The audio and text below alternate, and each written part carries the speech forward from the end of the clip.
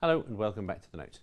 Well, Wall Street had 2 hours to digest this much anticipated document. It's the latest statement on monetary policy from the Federal Reserve.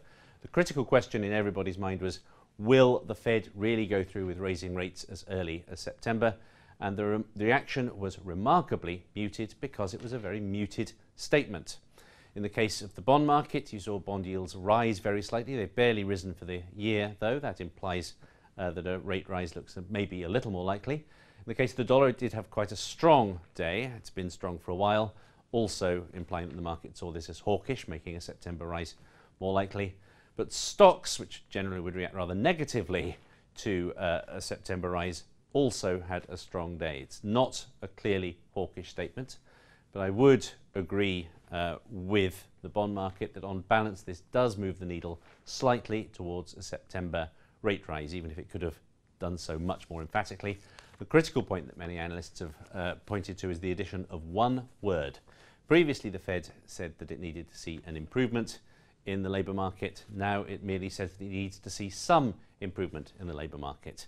That is being taken to mean that merely 2 decent non-farm payroll reports, and we have 2 more to go between now and the September meeting, would be enough to trigger a rate rise.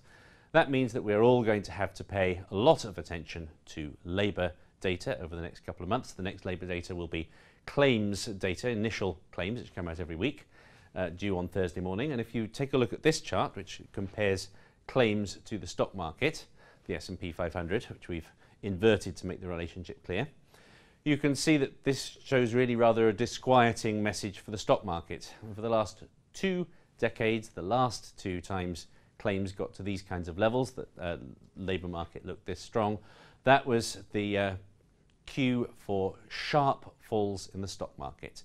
Plainly, if we have a rise in interest rates coming, that could well be a problem for the stock market. That means that we can expect very agitated attention to every new data point on labour that we get over the next 2 months, and also from Thursday's GDP data. This is a data-dependent Fed. They have managed on a very hot and sticky day in New York not to create too much excitement today. There could still be quite a lot of excitement between now and September.